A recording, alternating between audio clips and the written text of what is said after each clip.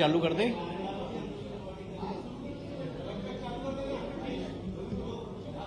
आप सब जरा सेटल हो जाइए तो फिर मैं प्रारंभ कर देता हूं।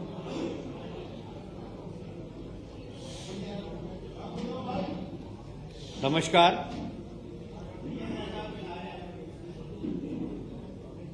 मुझे बहुत प्रसन्नता है कि हमारे लोकप्रिय मुख्यमंत्री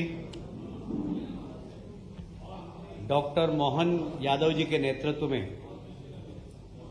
ये तीसरी कैबिनेट बैठक थी। पहली बैठक भोपाल में हुई थी, जिसमें माननीय मुख्यमंत्री जी और दोनों हमारे उप मुख्यमंत्री ने बैठकर तय की थी। दूसरी कैबिनेट मीटिंग जब मंत्रियों ने शपथ ली थी और विभागों का बंटवारा नहीं हुआ था, उस वक्त भोपाल में हुई थी। और विभाग के बंटवारे के बाद ये तीसरी बैठक है, महत्वपूर्ण बैठक है। और ये विशेषकर हमारे मुख्यमंत्री जी ने रानी दुर्गावती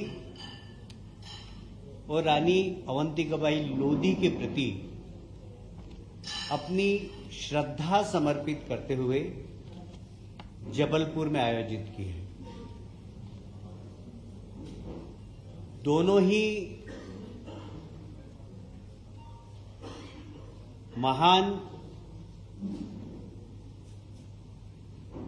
महिला रानियों ने इस समाज में अपनी साहस और वीरता के माध्यम से विपरीत परिस्थितियों में संघर्ष किया और इसलिए उनको आदर्श मानकर राज्य सरकार ने फैसला किया है कि दोनों ही महिला वीर सेनानी के प्रति अपनी आदरांजलि अर्पित करते हुए रानी अवंतिकाबाई लोधी सम्मान हर वर्ष आयोजित किया जाएगा और रानी दुर्गावती सम्मान ये भी हर वर्ष आयोजित किया जाएगा। समाज के अंदर वे महिलाएं जो विपरीत परिस्थितियों में संघर्ष करके समाज सेवा करती हैं, उनको सम्मानित करने का काम राज्य सरकार करेगी। इसके साथ ही इनके जीवन पर आधारित फिल्में, साथ ही विश्वविद्यालय में इन दोनों महान रानियों के लिए फेलोशिप, जिससे आज के हमारे विद्यार्थी इन पे अध्ययन कर सकें, इनके जीवन से प्रेरणादायक बिंदुओं को छूकर समाज को परोस सके, इसलिए सभी विश्वविद्यालय में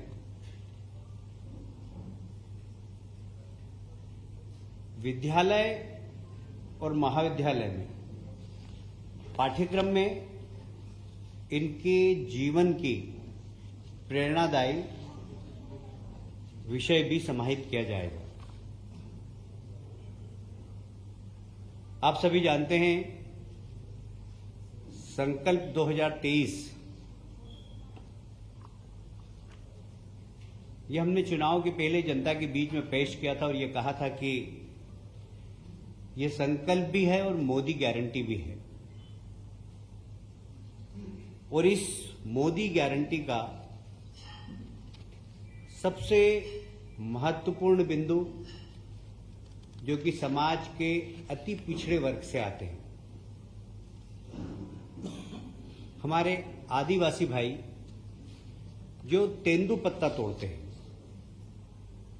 उन तेंदुपत्ता तोड़ने वाले हमारे आदिवासी भाइयों को प्रति मानक बोरा, जैसा कि हमने 2023 के संकल्प पत्र में घोषणा की थी, 4,000 रुपये प्रति बोरा के हिसाब से आज कैबिनेट में निर्णय लिया गया है। मैं आपको स्मरण करना चाहता हूं कि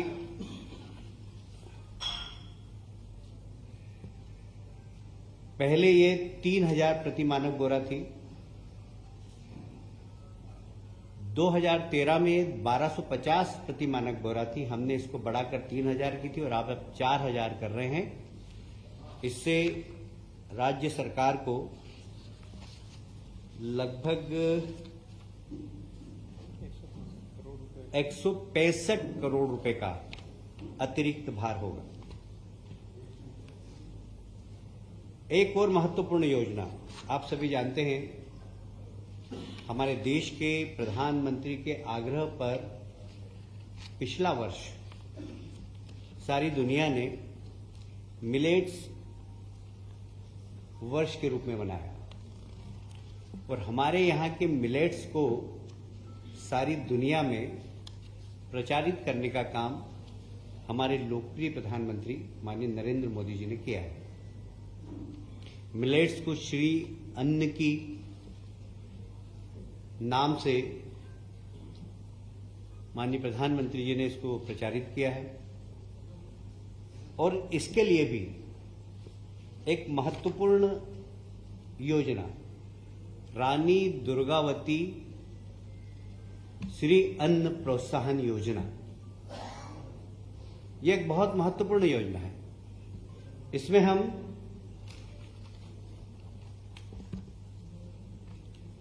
इसमें हम जो श्री अन्न उत्पादन करेंगे, साधारणतया ये श्री अन्न उत्पादन करने वाली वही पिछड़े वर्ग की जातियां हैं, वही अनुसूचित जाति और जनजाति के लोग ज्यादातर हैं इसमें, जिसमें कोदो, कुटकी, रागी, ज्वार, बाजरा आदि के उत्पादन करते हैं। इनको प्रति किलो 10 रुपए की प्रोत्साहन राशि प्रदान की जाएगी। ये उनके खाते में सीधी जमा कर दी जाएगी। इसका उद्देश्य सिर्फ यही है कि इस प्रकार के अन्न के प्रति लोगों की रुचि बढ़े और इस वर्ग को उसका ज्यादा से ज्यादा लाभ हो। तो ये मोदी गारंटी है कि गरीब की गरीबी दूर करना, ये गरीब की गरीबी दूर करने का एक बहुत बड़ा उपक्रम है। मैं समझता हूं कि कैबिनेट ने आज इस वर्ग के लिए एक बहुत महत्वपूर्ण निर्णय लिया है। इसके साथ ही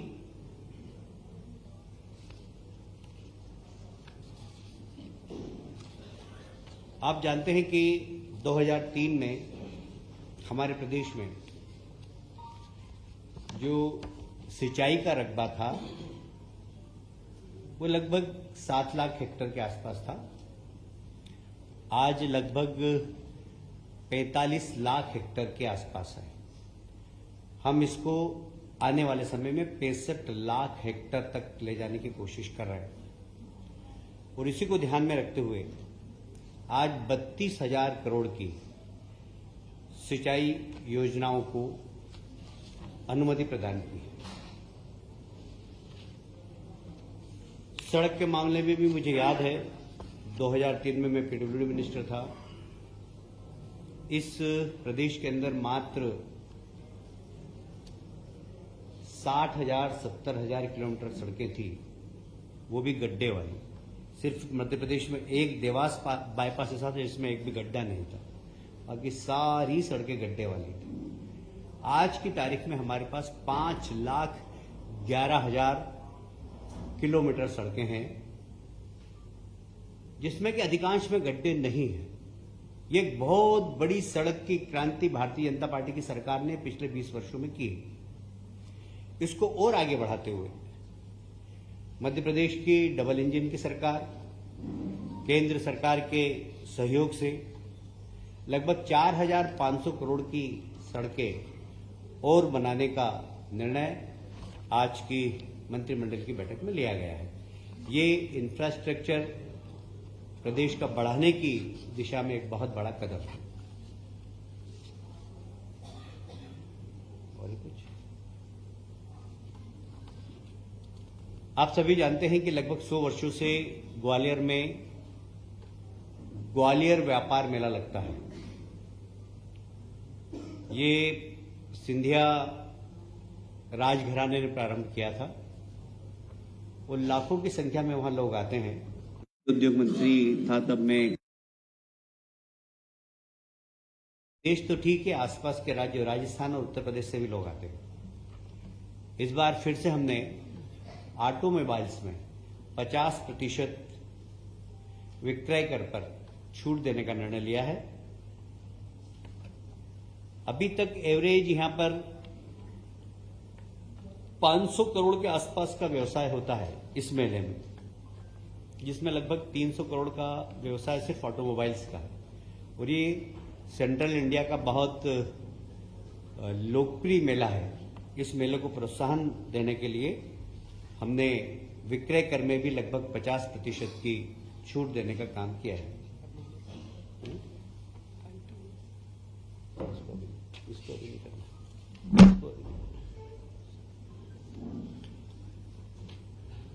और भी कुछ अनौपचारिक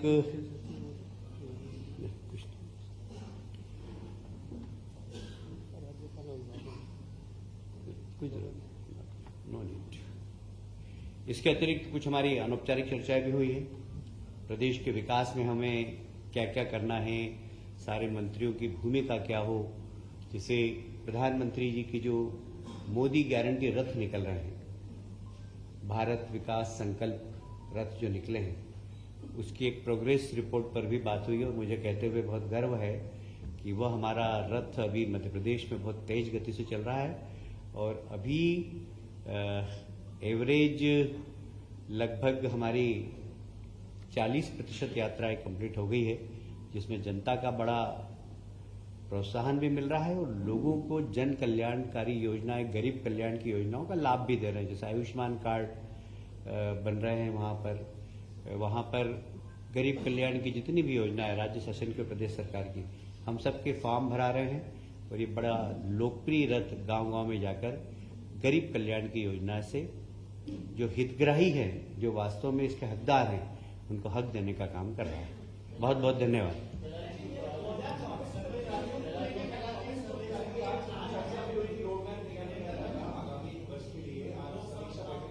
जी,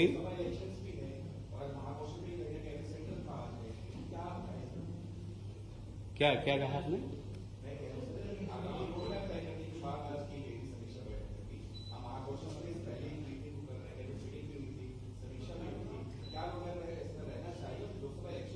देखिए, इस विषय में कभी हम आपसे विस्तृत चर्चा करेंगे।